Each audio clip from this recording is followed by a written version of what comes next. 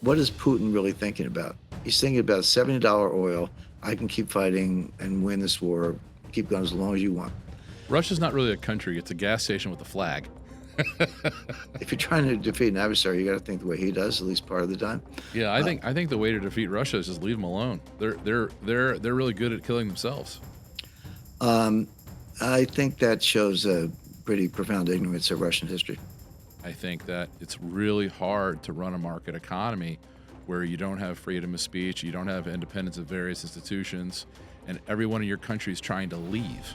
I don't think that speaks of a very strong culture or anything that's likely to succeed in the future. Our mutual friend Jim Rickards told me that it's one of the very few places in the world that's utterly uninvestable. I believe him. Well, they don't need it. That's the point. Okay. Welcome to the Porter & Company Black Label Podcast, your home for provocative insights that lead to lasting wealth. And here are your hosts, Porter Stansberry and Aaron Brabham. Porter, it's time for another Black Label show. And we're back. I went to bed at 7:30 p.m. last night, by the way. I did too. I went up to go to bed yesterday at 6:45, and my son, who's 17, goes, "Dad, what are you doing? It's not even 7 o'clock." And I, well, I'm old, son. Yeah. And we had a very long weekend. It was Aaron's bachelor party weekend here at Meadowdale Farm. Yes. And we had an entire array of endless card games, Yep. lots of golf betting. It was a great time. Yeah, it was fantastic. Great food, great wine. Thank you for the hospitality. I appreciate it so much. And we had great weather too. It was really nice. It was Good fall weather. really beautiful fall weather. The trees out in the farm in this area, they've got some really bright red ones, some yellow ones. I'm actually blown away. Fall is absolutely incredible in the farm. You know, the only thing we didn't do that I wanted to do was we didn't kill a deer this weekend. I know. I thought that was going to happen. We were just too damn tired. Yeah, we were too tired. But anyways, thank you so much, Porter. I appreciate it. You'll be in Cartagena. And the next time we have our show, I will be officially married. Yeah. And I'm excited about it. What is it, 2 weeks now to the wedding? Yeah, December 9th. Very good. And I'm very excited. So, all right, Porter, we have a very special guest today. We have none other than Jim Rickards. I call him Rickard Damas. You're Porter Damas, so I got the Damases on today. His latest book is MoneyGPT, AI, and the Threat to the Global Economy. He's the editor of his financial newsletter, Strategic Intelligence. Which is a great newsletter. And there's pretty much, I could go on for another 3 pages about his history, but we'll just kind of get into it. And he's a polymath. He's one of the smartest guys in the entire financial markets. Has done a lot of cool things in his career. We'll put the whole bio up. CIA, sure. All kinds of stuff. Was a lawyer at Enron. That's right. Just all kinds of great long-term experience. capital management. He helped that bailout. I mean, he's done a lot of things. War games for the DOD, the CIA, all that kind of stuff. So he's fascinating. Smart guy. Very fascinating. Anyways, let's not waste any time. Let's just get right into it and see what he has to say. Let's go. All right. All right, Porter, we have our very special guest, the legendary Jim Rickards. Jim, the first time I remember meeting you face to face was exactly 10 years ago. It was the fall of 2014, and we gathered along with Jim Rogers down in the Dominican Republic for a conference. And what I wanted to ask you about was back then I was convinced that the oil boom in America was going to transform geopolitics. I think you were in agreement with me about the importance of the shale boom. I don't remember exactly, but Jim Rogers wasn't. He was definitely still an oil an oil bull. He was expecting higher oil prices, and I was telling him he was about to get his ass kicked in commodities. And that shellacking has definitely occurred. So I know you've got a new book out, MoneyGPT. And we're going to talk about your newsletter as well. But the first question I wanted to start with is, how can you believe how much the world has changed in a decade? Did you ever think you would see us running 7% of GDP deficits with full employment, with asset prices at all-time highs and the Fed cutting rates? Did you ever think that we would see Bitcoin become a major asset class? Where are we on the spectrum to full, complete collapse as opposed to where we were back in 2014? Well, first of all, I remember that conference very well. I've been to the Dominican Republic a number of times. That was a great conference. I'll address that question directly, Porter. But before I get to that, I had a side conversation with Jim Rogers at the same conference you're talking about, and he, not surprisingly, gave me some of the best advice I've ever had on the subject of gold prices. He's a gold bull. I'm a gold bull. We both own gold. We both recommended that. That was the easy part. But he said, and at the time, that was 2015. Gold was approaching an interim low. It had crashed in 2011. It got close to $2,000, and now it's not quite. By December 2015, not long after the time you're talking about, it bottomed at 1050, and then of course it's more than doubled, working on tripling since then. But that was at low. But Jim said to me, this is a side conversation. We weren't on the stage. He said, Jim, nothing goes to the moon without a 50% correction along the way. It just doesn't happen. And so I did the math, and if you use $250 an ounce in 1999 as a baseline, you have to pick a baseline. But if you use $250 an ounce as a baseline, go up to 2000, which it hit in 2011, and then back down to 1050, which it hit in 2015, right around the time we were talking. That's a 50% correction from the baseline. So I was like, okay, it feels good. In other words, he said, don't worry about it. Nothing goes to the moon without a 50% correction. But my point is, we've had our 50% correction, and we're now back to that, go to the moon stage. So we'll see that. I expect that to continue. But on your point, Porter, I mean, you're absolutely right. But I would say, you said, would I have believed that much could happen in 10 years?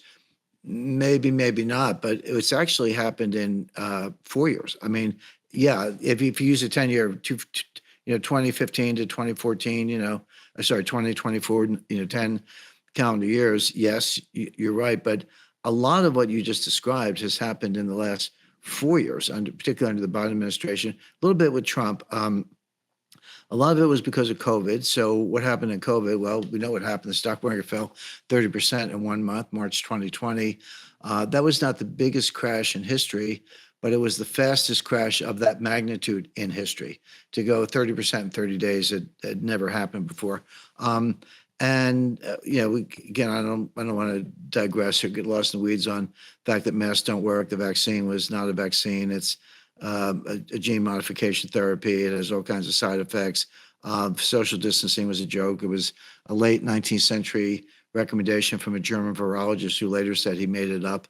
There was no scientific basis for any of that, but there was good science around. And in 2006, George Bush was a little bit spooked about the avian flu, which was going around at the time, and he devoted a lot of government resources to it. And there's a guy named D.A. Henderson, not a household name, but D.A. Henderson was probably the greatest virologist or immunologist since Louis Pasteur. He's the man who's credited with eradicating smallpox on the planet Earth. Obviously, there were many people involved, but he was the leader of that effort, eradicated smallpox, won the Presidential Medal of Freedom, later dean of the Bloomberg Johns Hopkins School of Public Health.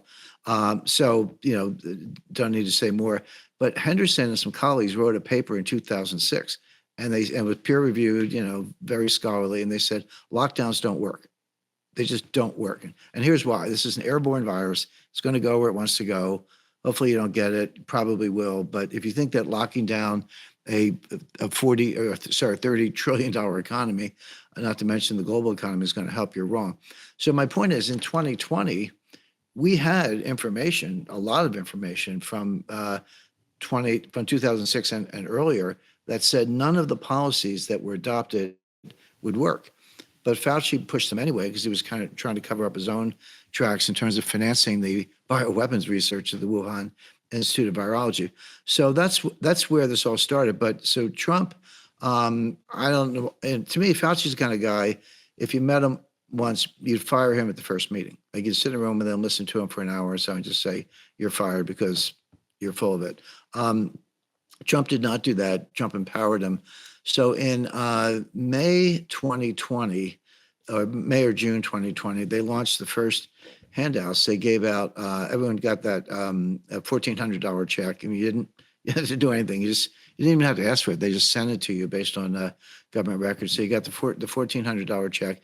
Then in December 2020, just before Trump left office, they gave you another $600 check. So that was $2,000. per person. There was, you could get 5 of them in a family of 5.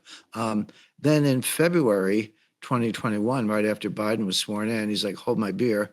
I can do that. I can do more. And he's like, okay, here's another $1,400. And they just never stopped. They did the Build Back Better Act, Someone wrote something called the American Jubilee. Well, yeah. that explained that all this was going to occur because it was the only way to keep the economy going. Right. And then the grotesquely misnamed Inflation Reduction Act, which accelerated inflation, which was actually the Green New Scam in disguise. But they called By the way, it's hard to believe that the name of that bill wasn't an SNL skit. Well, that's right.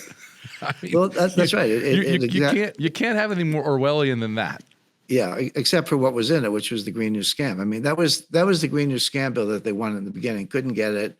They said, well, we got inflation. Let's call it the Inflation Reduction Act. And they just crammed everything through. So Biden gave out also 2 rounds of the $1,400 checks. But then the spending kept going. The Build Back Better, Inflation Reduction Act, American Recovery Act.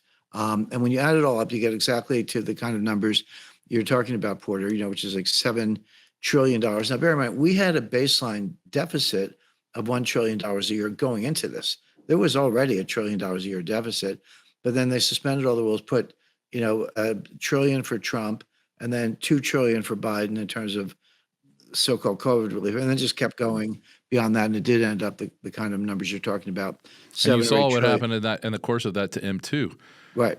But that happened in about 3 or 4 years. You're right. You're right. It wasn't a decade. It was maybe a 5 or 6 year period. I mean, you can frame and it. It involved both sides. I wonder, do you think that the current Trump euphoria is misplaced? Do you really think there's any reason to have much confidence that he'll be able to change anything at all about how badly the country is being mismanaged financially? Well, financially is a good qualifier. Probably not. I think Trump can do a lot of good. I mean, obviously on the border, I think some of his cabinet appointments, not all of them, but some of his cabinet appointments are pretty sharp. I think he's on the right track on a number of fronts. But there's an old, as far as the economy is concerned, there's an old routine. It was Carl Reiner and Mel Brooks. They had a thing called the 2,000-year-old man, and Mel Brooks played a kind of Paleolithic Neanderthal, and it was just a shtick.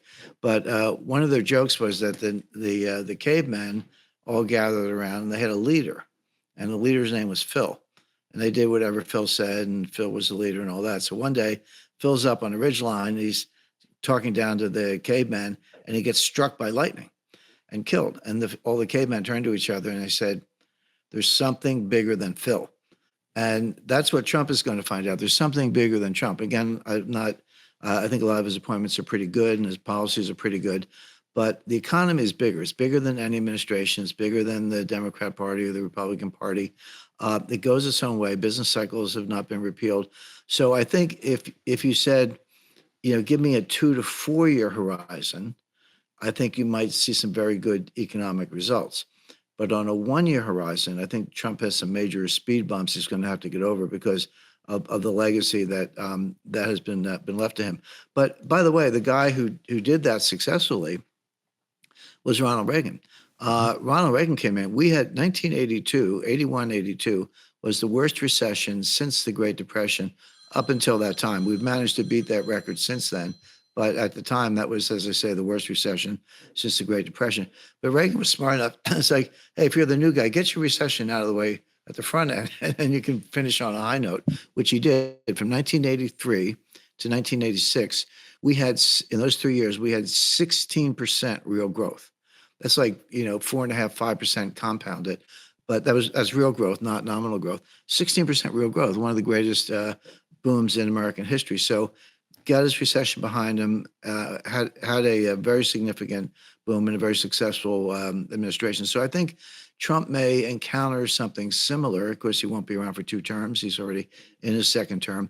But we may have a recession and some serious headwinds over the next 6 to 9 months. Beyond that, I think, the economy could perform very well if Trump follows through on his policies. Well, let's talk about MoneyGPT. I know Brabsy loves the book. And I've been doing a lot of work on the problems in the banking industry.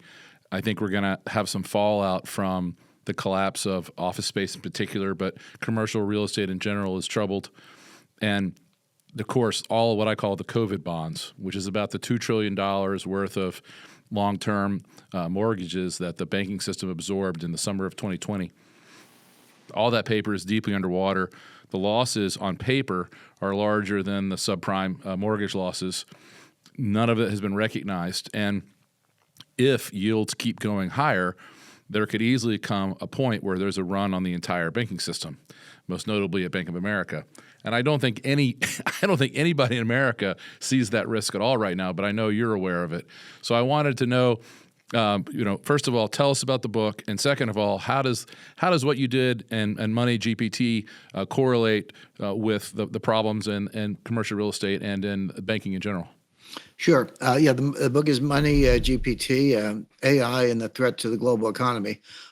So the main theme of it is artificial intelligence, but I stay in my lanes, which are capital markets, banking, and national security. So, and it's not a book that bashes AI. It's very powerful. I make the point that it's here. It's not like, oh, here, guess what's coming in 3 or 4 years. No, it's here. You open your refrigerator, it says, change the water filter. That's AI. There's a semiconductor in your refrigerator. It's monitoring time. It's got a clock, checking the humidity, and telling you what to do. That's AI. It's on the dashboard of your car. Alexa, Siri. It's everywhere, and it's here now. So and it'll do some good in biomedical research, for example. A lot of coming up with new medicines is looking at different molecular combinations and thinking about correlations to diseases or can they serve as treatments, et cetera. Well, humans can do that, but at a human pace. And if you had a room full of geniuses and a lot of lab equipment, you could make a certain number of discoveries in a very long period of time. AI can actually do that in days or weeks. Looking at millions of combinations, and everything has to be tested, of course, and a lot more research involved. But some new things have already come out of that. So I kind of mentioned that in passing, but that's not mainly what the book is about. The book is about, as I said, capital markets, banking, and national security, and it points to a lot of dangers. AI is not going away, so start there. But I'm really giving warnings. I'm saying, okay, it's here, it's powerful. Here's how it works, and I explain that. I built AI models. I built them for the CIA, and I built them privately, so I know how they work. It's nodes and edges and layers, and output of one layer becomes the input of the next layer, and you work your way up the chain and get to the forecast is either a probability or some kind of degree distribution. So I understand all of that, but I explain it in plain English. You don't want to. There's no reason to use a lot of technical jargon, or if I do, I explain it sort of parenthetically what it actually means. But what I'm really doing is warning about some of the dangers that you're not hearing about, because everything right now, you might as well have cheerleaders with pom-poms yelling, AI. We all know what's going on with the stock market indices. It's very heavily driven by AI, whether you want to talk about the Magnificent Seven or the Fantastic Five or whatever, it's Facebook or Meta, Google, NVIDIA, Apple, Microsoft, OpenAI is still a private company, but it's really a very short list of companies that are involved. And it's interestingly, and I know you know this, when you look at the S&P 500, that's a cap-weighted index. So the bigger you are, the bigger the impact you have on the performance of the index. I think we're at an all-time high in terms of the concentration of total index value in the smallest number of stocks. So 6 or 7 stocks I mentioned are somewhere close to 40% of the entire index. Most of the S&P are down on the year. So the index is at an all-time high. I get it. I look at the ticker, but that's driven by a very small number of companies, which means you're extremely vulnerable to any kind of reversal. So we'll see how that plays out. But I consider that the stock market indices to be on very dangerous ground for that reason. But the book's is not about. I mentioned that, but it's not about the stock market. I'm not trying to analyze NVIDIA. I mean, is it overpriced? I don't know. I mean, I leave that to others. I don't have a particular view on that. I think the stock market's definitely in bubble territory. I mean, one of the debates I have all the time, people go, well, Jim, you can't really tell when it's a bubble. And the Fed says that. We we don't stop bubbles. We'll clean up the mess, but we're not here to stop bubbles. That's nonsense. There's nothing easier to spot than a bubble. Just look at a chart of, the Nikkei in 1989 or, mortgages, prior to 2007, .com in 1999, 2000. So bubbles are easy to spot. What's really hard is knowing when they're going to pop. Because they can go on, the old saying, markets can be irrational longer than you can stay solvent. You can lose a lot of money being right. So you don't, just because it's a bubble, it doesn't mean you want to run out and short the market because, like I say, it can just keep going for a while. But will it crash eventually? Absolutely. I mean, that's fairly easy to see. But so that, again, that's an important topic, but one I'll leave to the stock market analyst. What I'm getting at is what's buried inside the AI that people don't even know is there. And you can find it if you know how to tear it apart. And just to give a very simple example, in chapter 1, it's a nonfiction book, but I give a scenario. So it's kind of, intentionally a way to describe how markets could not just collapse, but actually be shut, be closed down, using, a number of different characters. So I have a, wealthy family office manager. I have 2 hedge fund traders, but they're crooks, they're criminal masterminds. They're out in Mallorca. I have a Chinese cyber warfare unit in Shanghai. I have a Fed chairman who was, in my scenario, is the last one to know, but that's very typical of the Fed. And then just kind of let these forces play out. And they're all using AI, and that's really, really the point. So just to illustrate how this works, there's something called the fallacy of composition. What is that? It sounds complicated. It's not really. So let's say you're at a baseball game and you don't have a very good view because the guy in front of you, he's either tall or he's wearing a big hat, whatever. So you say to yourself, well, I'm going to stand up. I'll stand up and I'll get a better view. And you stand up and voila, you have a much better view. You can see everything. But what happens next? The person behind you stands up. The person behind her stands up. Pretty soon the whole stadium is on their feet. Nobody has a better view because, relatively speaking, you're the same as you were before, and everyone's worse off because you're all standing instead of sitting. In other words, the point being, things that work at an individual level, things that make really good sense or good personal strategies, are catastrophic at scale. If everyone's doing it, then you get very, unintended or unforeseen results. Now, take that idea and bring it over to the stock market. So let's say you get something like March 2020, a market crash, and they just happen every 7 or 8 years, almost like clockwork. The cause of a crash almost doesn't matter. You can see it coming because of the dynamic instability of the complex system. So, invent a cause, doesn't matter, it'll happen. So what do individuals do? Well, most people, they'll watch it for a day, watch it for 2 days, whatever, the market will come back. At some point, they hit the panic button. They sell everything, go to cash, move to the sidelines, and wait it out. And then when the market bottoms, they'll check it out and start to gradually tiptoe back in and catch the next wave up. That's a really good individual strategy. That works well for the individual. But what happens when everybody does it? You have all sellers, no buyers. The market goes straight down, blows through the circuit breakers, blows through the second circuit breaker, goes through the floor, and then regulators actually have to close the market. It's not even a question of, time out in a circuit breaker. And then people say, well, that would never happen. I was like, I'm sorry, from the New York Stock Exchange. Will. The New York, well, I will. I agree with that. The New York Stock Exchange was closed from August to December 1914. It was closed for 5 months. It was closed for 4 days after 9/11, et cetera. So they do close markets when they have to. And people say you're breaking the rules. I've read all the exchange rule books, over a long career. I've never read a rule book that doesn't have a rule that says we can change the rules. I mean, they're just, it's in there. It's like, and by the way, we can change the rules if we feel like it. So they'll do what they have to do. So then, Jim, weren't the markets closed as well at the beginning of FDR's term when he closed all the banks for 2 weeks? I don't. 33. He did close all the banks. I don't recall that they closed the stock market. They may have. I'll check that. It's a good point.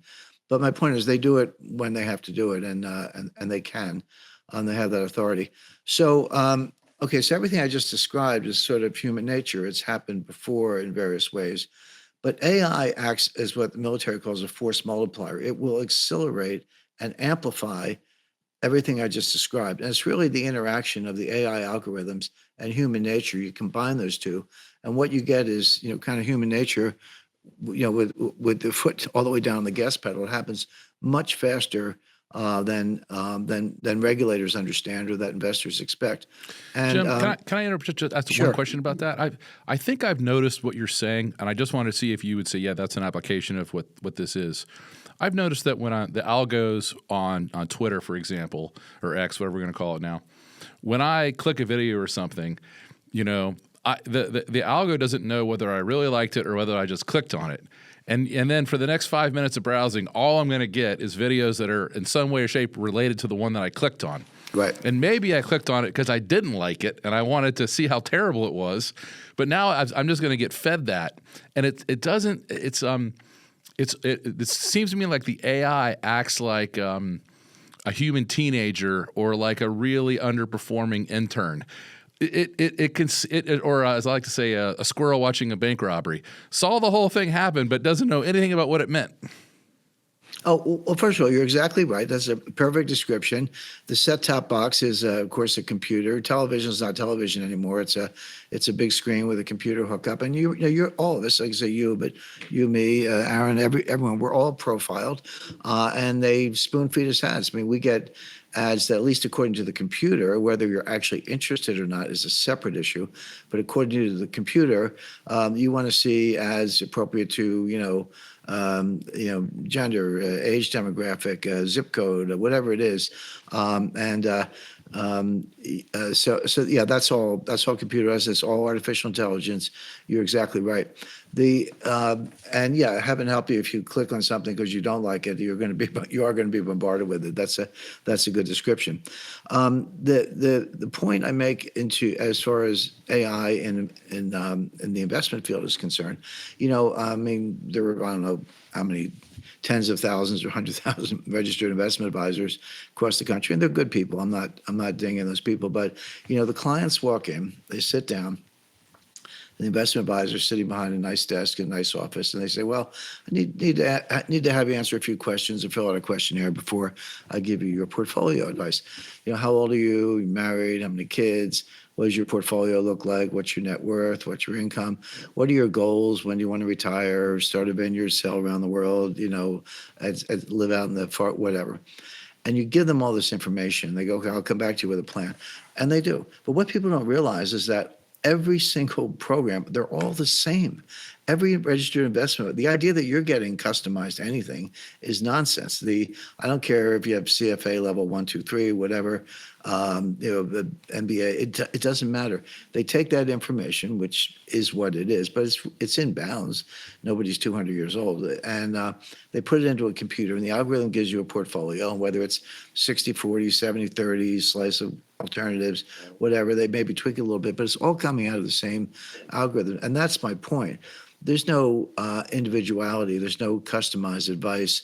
There's nobody telling you to own 80% gold and 20% Bitcoin. That's correct. That's exactly right. And so whether it's and then there are a couple of hedge funds that have launched, maybe more, a couple I know of, but maybe more than a few at this point, where they've completely outsourced the trading to the artificial intelligence. They look at it, but the AI actually makes the decision, and they're having some success. Now, of course, what will happen is everyone will jump into the same deal. They'll get the same software, and those spreads will go away because it'll get overcrowded. But for the time being, they're having some success with that. But contrast that with a system that's long gone, but going back to the history of the stock exchange, but as late as the 1990s, they used to have what they called the specialist system. And the specialist was an exchange member, and you got a privilege and you had a duty. The privilege was you would be the exclusive market maker in a particular stock. So you would have whatever, Chevron, ExxonMobil, IBM, whatever. And you got to see the back of the book, not just the best bid offer, but you could see all the bids and offers behind us. So you knew where the pressure points were, which is legal inside information. So that was your privilege. But your duty was you had to try to equilibrate the market to the extent you could. So if you had a situation where everyone's selling like crazy, you had to be the buyer. You had to make a market. And conversely, if there was a buying frenzy, you had to be a seller and kind of tamp things down a little bit. There are limits on that, but that's how it worked. There's nothing in AI that is trained to do that. Nothing in the training set. Because how does AI, they say it's machine learning. Well, it is in a way. How do they learn? Well, what they do, this is particularly where GPT comes in, they have what they call a training set, a material. Well, what's the training set? You can buy the internet. I mean, there are vendors. You can buy the entire internet, whether it's a billion pages or whatever. Most users, researchers in this area get a subset. I just need 7 terabytes of information, whatever the case may be. And then you turn the machine learning algorithms loose in that large pool of written materials, and that's how they learn. They organize words. They create clusters. They go, this word's frequently associated with this word, so much so that if I'm going to use this word, I'll use this word too, and that's how I'll construct a sentence. They tokenize them and kind of assemble the tokens in ways that make sense. I've looked at a lot of GPT output. It's grammatical. I mean, it's not poorly written. It's not very original. It's not very creative, but it's perfectly grammatical and logical. In the old days, you give it maybe a C+. Today, I would probably get an A, but it was completely passable. But there's nothing creative about it.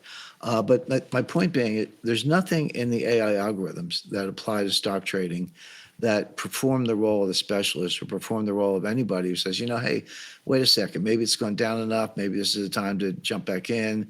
Maybe either do a little bottom fishing here. And you can be wrong about that, but that's how humans think about it. That is not how machines think about it. So the one, and the other danger I point to is something called anthropomorphization, which simply means we give human attributes to non-human objects. People think Alexa is your friend. It's a robot, but it's got a nice, pleasant voice. And you say, Alexa, hey, turn down the lights. Hey, Alexa, put on the security system, whatever. And yes, I will. And you end up talking to these things, having a dialogue. I mean, I once ordered. I bought something on Amazon. I must have clicked the wrong button, and when my package came, I got an Alexa with it. I didn't want it, but it came by mistake, whatever. And I took it out in the driveway, and I keep sledgehammers for things like this, and I destroyed it with a sledgehammer because I didn't want that in my house. What people don't realize are a couple things. Number one, they act like your friends. They're not your friends. We give them human attributes. They're not human. It's all math. I mean, it's just all math if you really understand how these things are built. They're not your friend. By the way, you're talking to Alexa. People don't realize the Alexas in a neighborhood are talking to each other because all that information is going to Google, and they control all of it. They're profiling you. But if 3 or 4 Alexas, decide that you're a bad actor, they could call the police. I mean, that's one reason, I would offer some caution about using them. So the point is, we give it human qualities, but they actually don't have any. It's all math. We rely on it for advice, but that reliance is misplaced because it doesn't. It just has one algorithm. It'll do exactly what I said, which is sell everything, go to cash, and it'll accelerate the crash. And so it's a ticking time bomb inside the stock market, along with all the other landmines. I mean, we talked about some of them: bubble dynamics and over concentration of risk and over leverage. And you mentioned commercial real estate in particular. Yes, that's in a path where the banks are just absolutely holding their breath. It would be hard to find. They are. I can't imagine how puckered Moynihan must be on the average day when the 10-year moves up. Like 100 basis points in a day. Yeah. They're underwater, and it's worse than that for the economy. Probably the federal government's first. These buildings are half empty or 3/4 empty. Some people are saying got to get back to work. Not many actually, but it's not just that. It's not just can you pay the rent. It's think of all the ancillary services. The janitorial crews, the local merchants, the hot dog lots. stand, the department stores, parking lots, all the things that feed off of full or close to full occupancy, which you don't have. But right now, the key thing is the banks and the investors are working together to make sure nobody sells anything, because you don't have to market unless if something sells and it's like down 60%, which it could very well be, then the auditors will come in. They'll say, hey, if you own the building next door, how come you haven't written down your property or hey, bank, if you know, is this a non-performing loan, et cetera. No one's held anyone's feet to the fire on those dimensions, in those dimensions. Everyone's holding their breath. Everyone's afraid to sell. Everyone's afraid to trigger the landslide. But when they do, it's going to happen really quickly. And it's not going to be home mortgages this time. The home mortgage market is completely changed. I mean, this is why people can't afford homes. You actually have to put 20% down. I mean, if the average home or a typical home in just a nice neighborhood, I'm not talking about Bel Air, is 400,000. Well, you need 80,000 down. That's 20% of 400,000. So, try saving $80,000. That's just one Bitcoin. Well, okay. And they, in the days when, and they do want to see your tax returns. They do want to see your W-2s. They do want references. None of those questions were asked in 2007. So the housing finance market is probably financially secure, although this is a separate issue as to whether people can even afford houses. But the commercial real estate market's ready to collapse. Let me ask you a technical question about banking. I think you're one of the few people who could give me a good answer to this. In March of 2009, right at the market bottom, the reason why the market bottomed was because they changed the rules around marking the books to market. Right. They just started pretending. Yep. And that set this. This is in banking, by the way. I'm talking specifically about the largest commercial banks. Yep. They said, you guys don't have to follow the rules anymore. You can just mark whatever you want. And that was the bottom. But it sets the stage for a real big problem.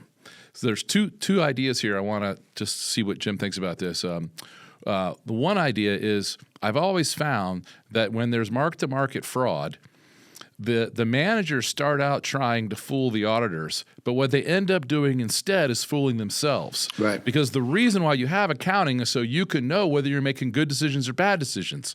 And so when you start monkeying with the accounting to make everything look better, there is no accountability for bad decisions. And Moynihan's $700 billion investment into 1% paper is the actual single worst trade in the history of human capital markets. And he still has his job and has been paid over $100 million in bonuses since the trade. So that's an example of just completely going off the rails because you're not using appropriate accounting. And then the second thing I wanted to ask Jim is, I know he's aware of that. What's the MIT theorist who says that the more stability you build into the financial system, the more danger there actually is? It's the Minsky. Herman Minsky. Yeah, the Minsky idea. And so the question I have for you is, do we not have the perfect storm where we've stopped using correct accounting and we have put the full credit of the United States government to work in assuring that the banking system doesn't fail? Are we heading to the greatest Minsky moment ever?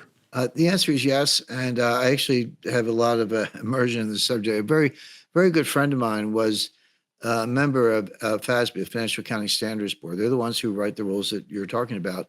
And he was the hawk on mark-to-market accounting. When he went on, he insisted on mark-to-market. He pushed that change through, not single-handedly, but he was the most powerful, articulate voice on that subject. You're right, the stock market bottomed in March 2009. And the day it turned was the day that they made the announcement, no more mark-to-market accounting. And Mark Haynes, who was the anchor on CNBC, passed away in the meantime. But he called it, they called it the Haynes bottom, like he called the bottom of the stock market. Well, he did, give him credit. But the reason was exactly the one you mentioned. And my friend was left the board not long after that because he was pretty disgusted with the change. But I believe, by the way, that was 666 on the S&P. It was. Yes. Okay. Well, I can do a little numerology, and you're absolutely right. So that is what happened. And that's why the market turned around, because they got rid of market-to-market accounting. Now, take that forward to today, and I agree with you. So here's this is chapter 2 of my book, MoneyGPT, where chapter 1 is capital markets, stock market, the kind of thing we were talking about. Now let's come over to the banking system. And regulators actually worry more about the banking system. And the reason is stock markets, they can crash, they come down, they come back over a long enough period of time. From the dot-com bottom, the NASDAQ crashed 80%, not 80%. around 2000, 2001. It did come back, but it took 14 years. I mean, some people didn't live that long. So, you have to be prepared, prepare for that. But I use the case of Silicon Valley Bank in the stock market. I devised a scenario to explain how all this works. But in the banking chapter, which is chapter 2, I didn't have to come up with a scenario. We had one custom made, which was Silicon Valley Bank. Now, so that had a sequence, a couple things. It goes exactly to what you were talking about, Porter. First of all, 97% of the deposits at Silicon Valley Bank were not FDIC insured. FDIC insurance goes up to $250,000, but 90% of them, Cisco had $3 billion. There were crypto exchanges which were actually a bridge from the crypto world to the member bank system, who had deposits. You sell crypto and get dollars. Well, they took the dollars and put them in Silicon Valley Bank. And then you had literally hundreds, perhaps more, Silicon Valley startups who maybe had done an A round. They had 5 or 10 million in working capital, and they had it all in Silicon Valley Bank. None of that was insured. So the bank failed over a couple of days. I mean, remarkably fast. And that's the other thing where AI comes in. We all have, we remember like grainy black and white photos of the Great Depression, like men and mostly men in overcoats and fedoras lined up in the rain around a bank trying to get their money out. But of course, the doors were closed. It was too late, and the insiders already took the money. Today, the same phenomenon happens. The same run on the bank and the herd mentality, self-fulfilling prophecy happens, but it happens on your iPhone. You go boom, boom, boom, click. You just send out whatever. You could transfer $1 billion that way with the right codes. And then your next message is to your friend, hey, get out before it's too late. This is all happening in seconds, again, exacerbated by technology. And same human nature. I could talk about banking panics in the 14th century. Human nature hasn't changed, but the technology and the AI and our reliance on AI have, and that accelerates everything we're talking about. So on the books of Silicon Valley Bank, the vast majority of their treasury securities, you're allowed to designate them hold to maturity or available for trading. You can call it either one. If they're available for trading, you have to mark to market. If it's hold to maturity, you do not. Well, most of the securities were in the hold to maturity account, number one. Number two, they had been purchased when interest rates were 1% to 2%. At the time of the Silicon Valley Bank collapse, interest rates were 5% or higher, depending on the maturity.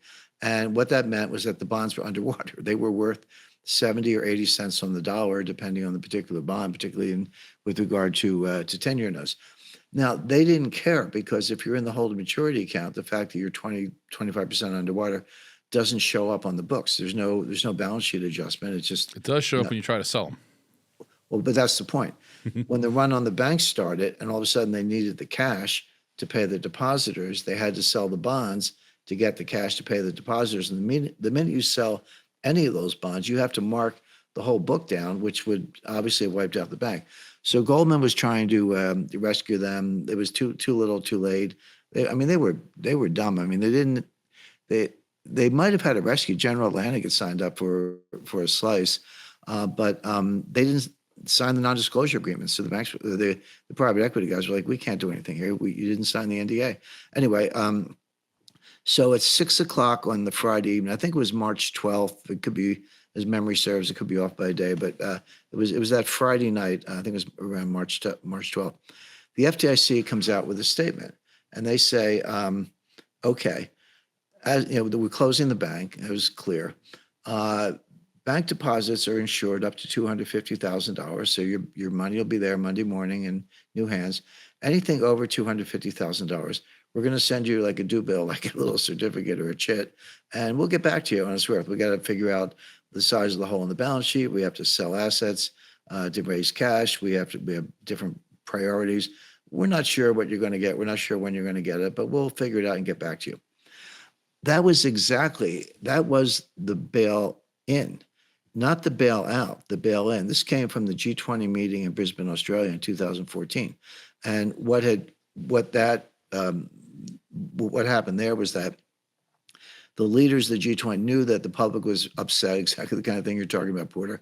How come we went through this financial crisis? Taxpayer money was used, but all these guys still had their jobs. Jamie Dimon wasn't fired. None of the big banks failed. Taxpayer money was used to bail them out. But the little guy got crushed. People lost their homes, unemployment's skyrocketed, et cetera. So there was kind of a popular uprising, if you will, against that. And the leaders said, yeah, we can't have that anymore. So we're going to go from bail out, which is taxpayer money, to bail in. How does that work? Well, when a bank fails, first thing, equity goes to zero, so wipe out equity. Deposits, you're insured to the limit, 250,000 US, 100,000 euros in Europe, but that's it. Everything else is at risk. Bondholders, you're going to take a haircut depending on the size of the hole in the balance sheet, et cetera, and work your way up the cap table. But all of the hits, all of the losses were going to fall on investors, uninsured depositors, and stockholders, not on the taxpayers.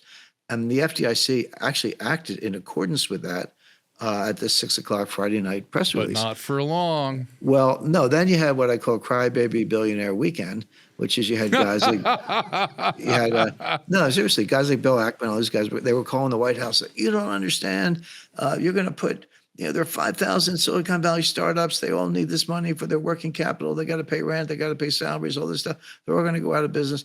Leave aside the fact that 90% of them fail anyway, but that's a footnote. But you're going to destroy the economy. Of course, they were really fronting for people like Cisco, as I said, who had real money in there in some of the crypto exchanges. So anyway, so at 6 o'clock on Sunday, 48 hours after the first press release, the FDIC comes out and says, just kidding, all deposits are insured.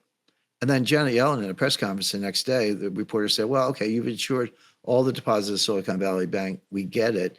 Does that mean all the deposits in the system? Like all of them, trillions? And she said, it's a very interesting answer. She said, only if it's systemically important. But if you know anything about banking panics, everything's systemically important because the smallest bank can cause the biggest bank to collapse. So in effect, they guaranteed every deposit in the system. Now, at the same time, the Treasury said, hey, member banks, now we're talking again, trillions of dollars. If you have Treasury bonds or notes or bills or whatever, and they're under, send them to us. We'll give you 100 cents on the dollar at low interest on a 1-year loan, take them as collateral. Even if they're worth 70 cents, 70 cents or 80 cents on the dollar, we'll give you par. We'll give you 100 cents on the dollar. We'll do a 1-year swap with you at face value.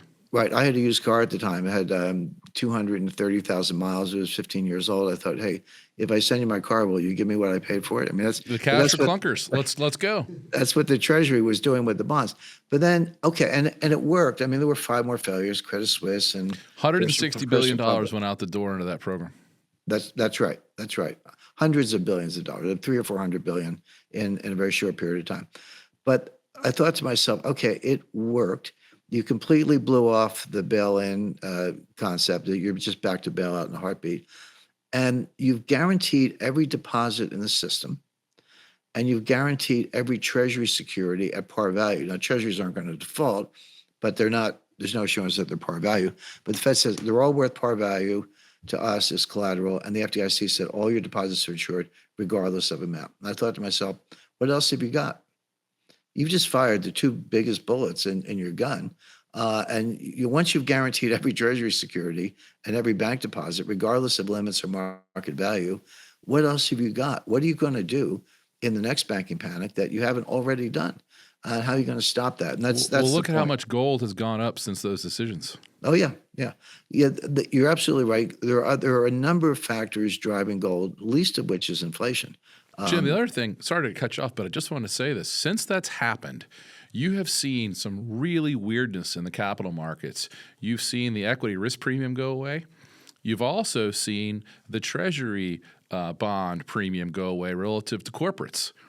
And the reason I believe that's happened is because everyone realizes there can never be another default, which means everything is going to end up in more printed dollars. So therefore there's no reason why equities would require a risk premium over bonds, and there's no reason to value corporate debt any differently than you value Treasury debt because it's all going to get printed.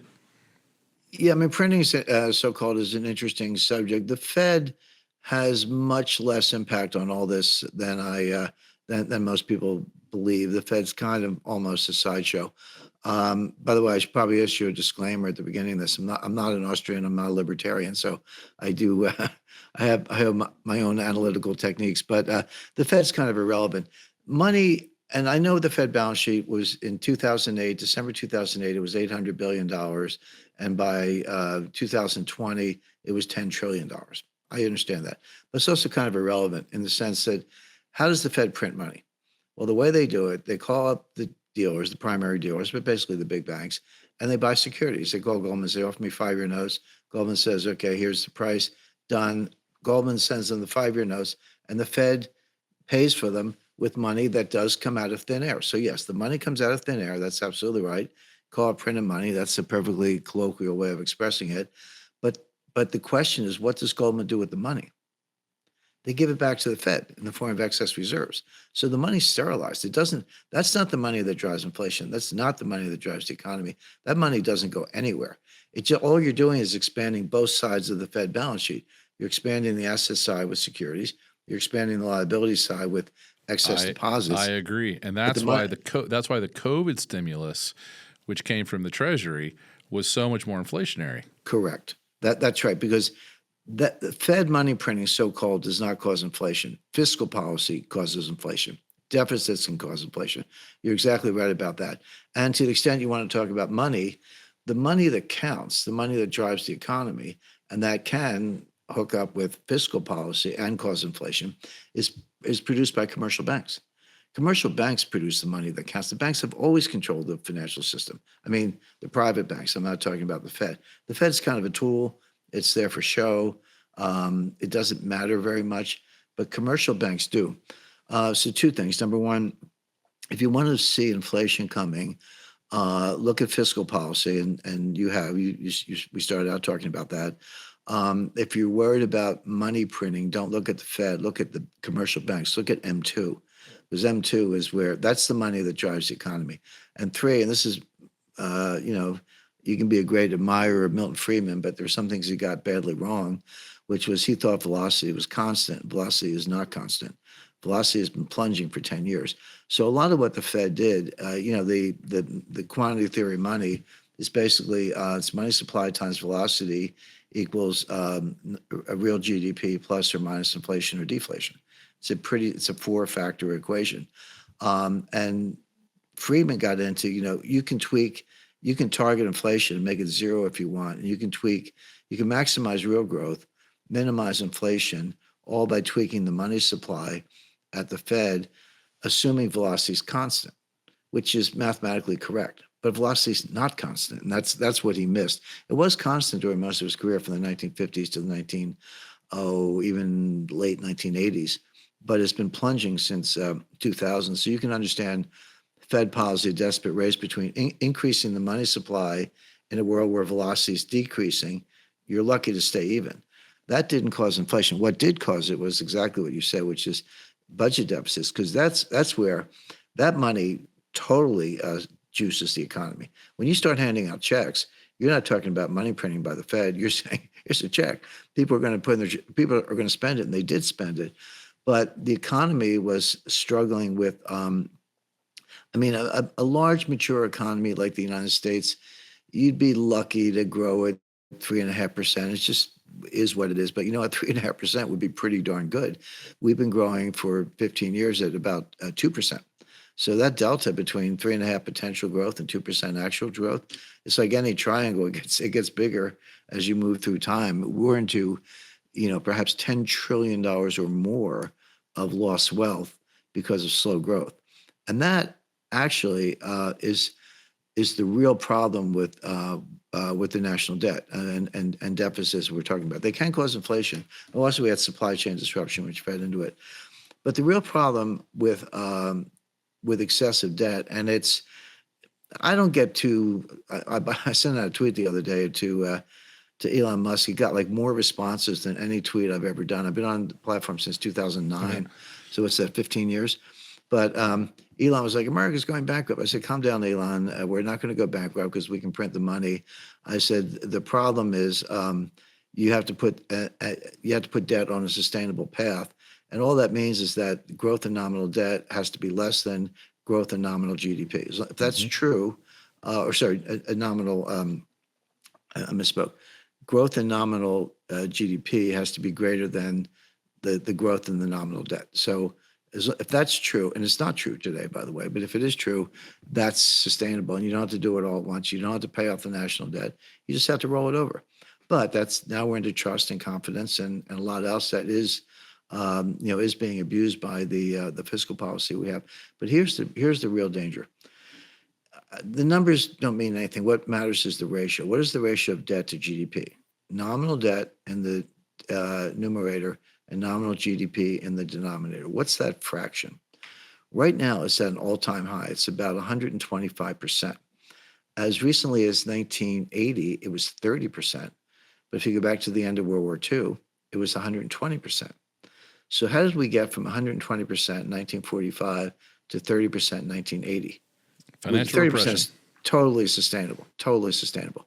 The answer is some of it was inflation. So it was a combination of inflation and real growth. The debt never went down, but the economy grew a lot faster than the debt. So the ratio went down, and that's the key. What struck me about that was totally bipartisan. That was Truman. You had Democrats like Truman, JFK, LBJ, and Jimmy Carter. You had Republicans like Eisenhower, Nixon, and Ford.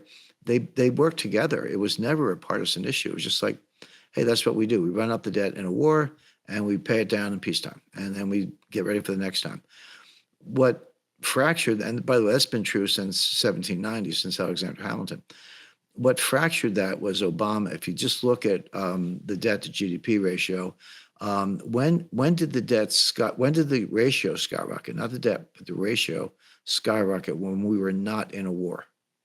The answer is Obama. I mean, I know there's Iraq and a few other things, but Afghanistan, there was a lot of wasted money there, but that's not like World War II or the Vietnam War, Spanish-American War, some of the World War I, some of the other big wars we've been in. That was when the debt just became an end in itself. And here's the greatest danger. Inflation could be, depends on fiscal policy and a couple other things. The greatest danger is slow growth, that you are increasing the debt at 3, 4, 5, 6% a year, but your nominal economy is only growing 2 or 3% a year. The debt's continually growing faster than the economy. The ratio is getting worse. Growth is slowing down. You can't borrow your way out of a debt trap. That is the real danger. That's why I say we've been in a depression since 2007. Well, I know that it feels like that for most Americans, and I think it's fascinating the way that the real family wealth in the country has been in decline for probably 25 years. Right. And the top 10% of the country has never felt or been wealthier. And it's because of the giant financialization of everything. Right. And I don't think that's going to end well. Eventually the 75% of the people on the bottom are going to get pretty angry. Well, they already are, and we saw that that was certainly contributed to Trump's election this time. By the way, one of the things Trump's going to do is he's going to look at the 2020 election. He's not done with that. I mean, you're right about what's going on now and the cheating that's still going on. I mean, I can't think of a worse place than Maricopa County, Arizona, but and that should be looked into. But Trump's going to revisit what happened in 2020, so that you haven't heard the last about that. I almost think the Democrats would have been better off letting Trump win in 2020, and then they'd be done with him.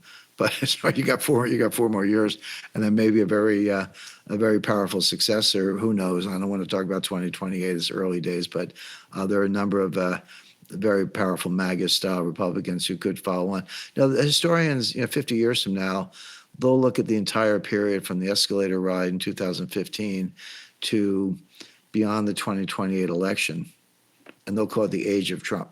I mean, that's how it will be understood by future historians. The slow growth problem is a problem. Now, Scott Bessent, who's the new Treasury Secretary, he has a very good idea.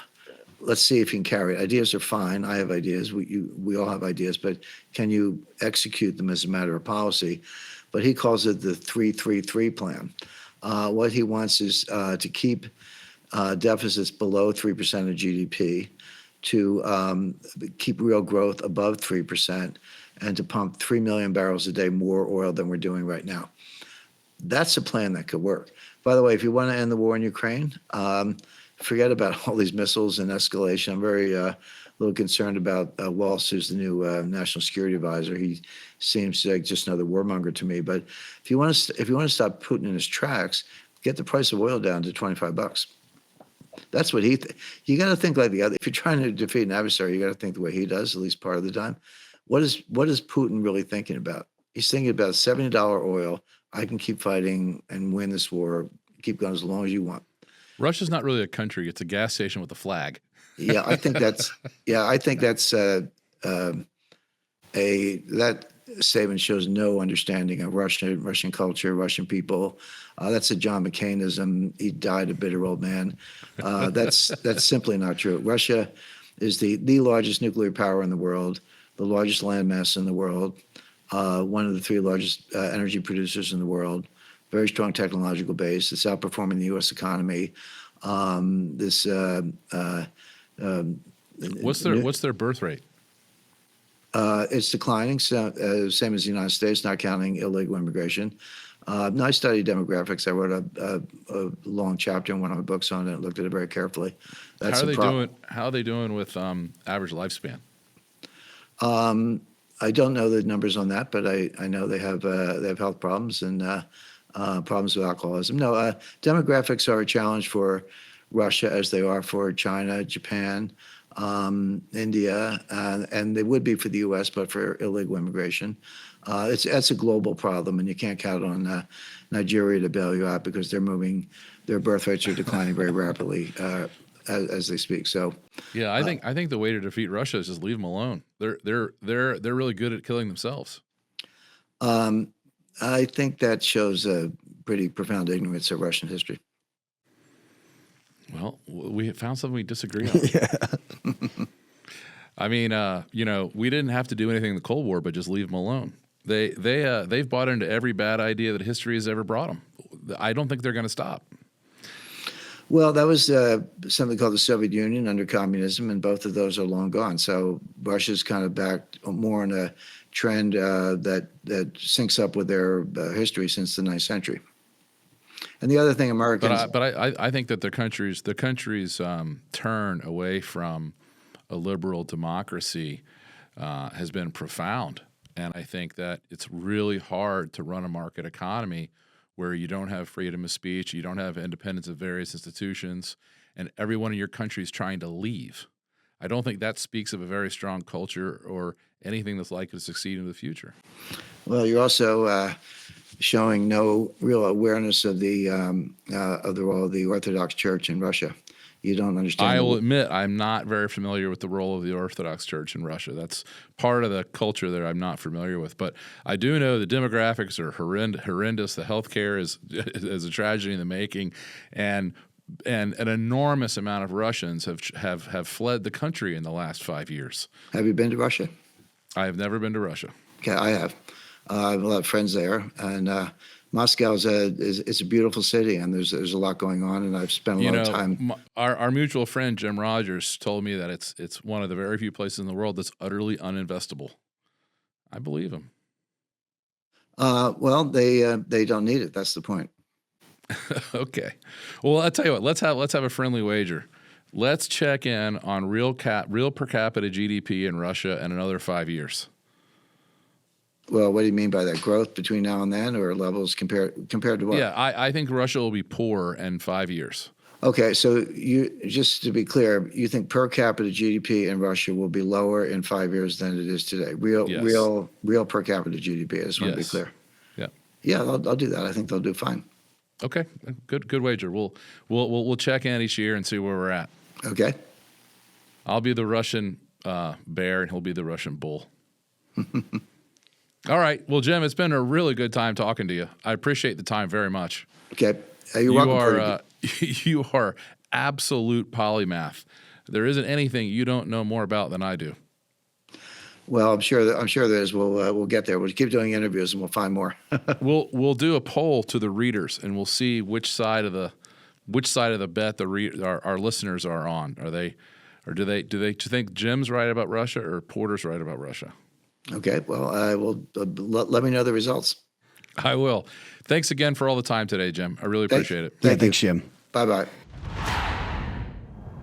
Porter, it's always great to have Jim Rickards on. He's extremely well read. He's got his own philosophies, and he's right a lot of times. So I enjoy hearing from him. There isn't anybody who is better prepared or more knowledgeable when we interview them. Incredible. I know the approval rate of Russians for Putin is like 89%, whether that's manipulated or not, but allegedly they love the guy. So they think they're on the right path.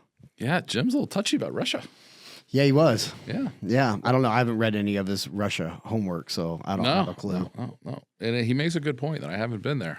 Have you ever seen a politician who was legitimately popular with the people that had to do anything to corrupt the other side? Yeah. Oh, yeah. I've seen. Well, Obama was somebody that was very popular with the people.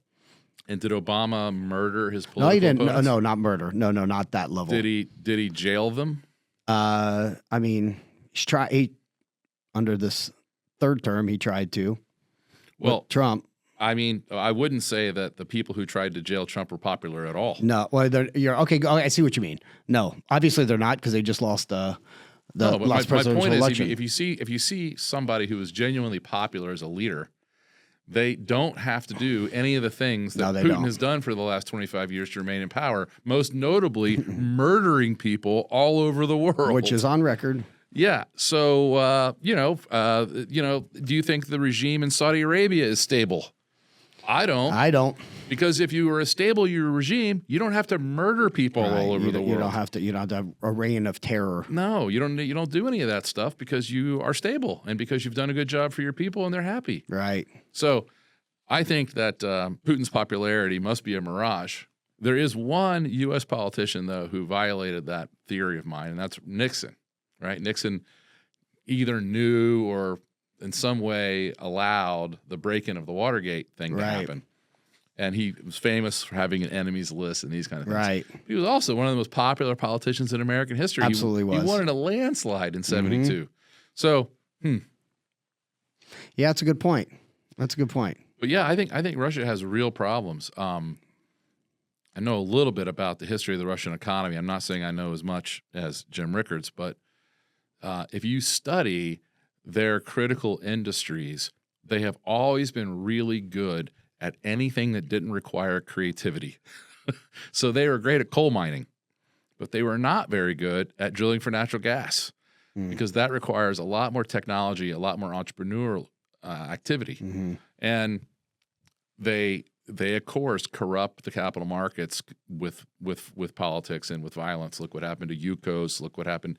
So I don't think that system is going to work. I don't think you can have, in the modern economy, I don't think you can have a totalitarian regime because no one's going to want to live there, and all the talent will leave, and that's going to hold China back.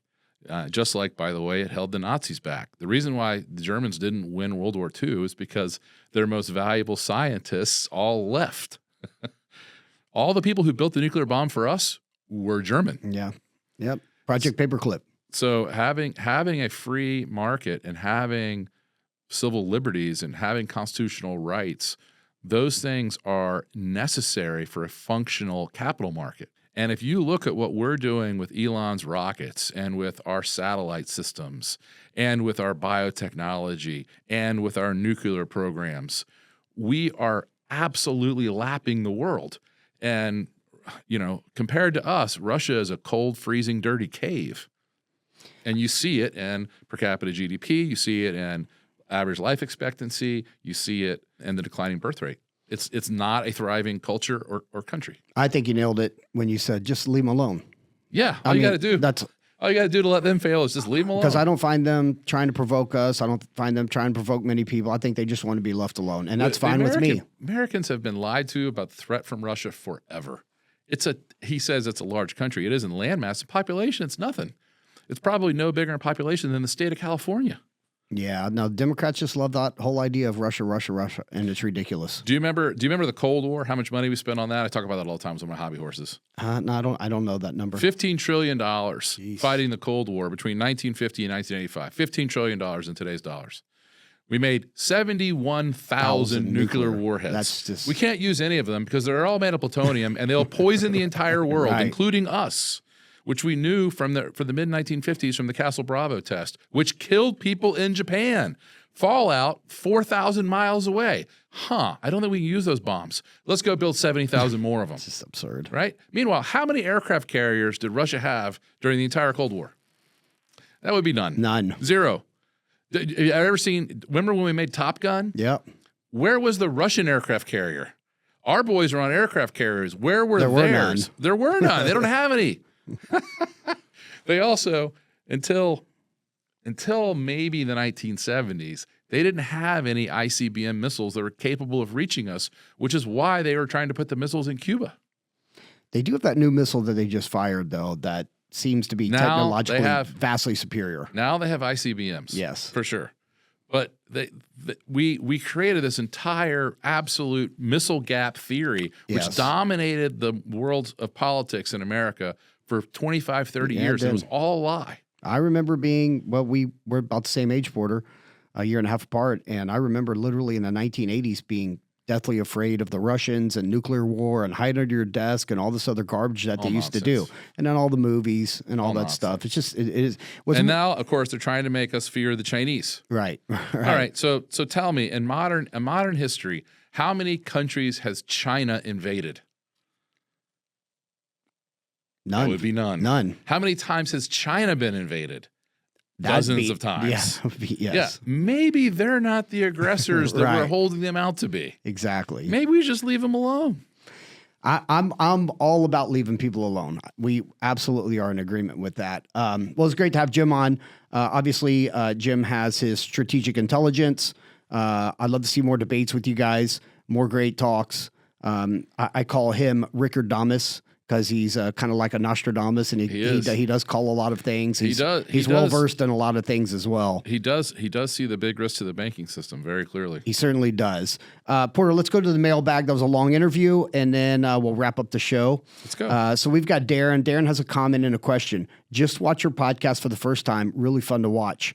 You certainly are a lot more colorful here than anywhere else. Is this the real Porter? Yes, of course it is. I don't know. I'm not a very good actor. I've been a Stansberry Alliance member since 2007 Thank and you. a new member of Porter and Company. Thank you very Thinking much. back, I still remember many of those emails where you called big events before it happened.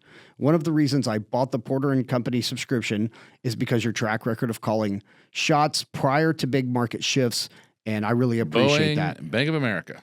That's them. And the coming storm, it's pretty easy to see when your eyes are open. I've already shifted my portfolio to gold, Bitcoin, and many of your recommendations. I do have a question about money market accounts. Do you know how much the Texas Pacific Land Company is up since we recommended it on September 25th? How much? 80%. Good God. That's unbelievable. Mhm. That thing is just a monster, an absolute monster. It's almost like we know what and we're doing. we put that out with Obama's third term in 2012. The first time I recommended it, it was a $25 stock. $25. It's amazing. So here's this question. I do have a question about money market accounts. I remember Tom Dyson wrote about this a lot back in the day. Right now, their 4.5% rate is relatively safe investment and is appealing. I very recall safe. there's over $6 trillion sitting in these accounts alone. How do you see these being affected by the coming storm? Is there a danger to any money held in these accounts? Asking for a friend.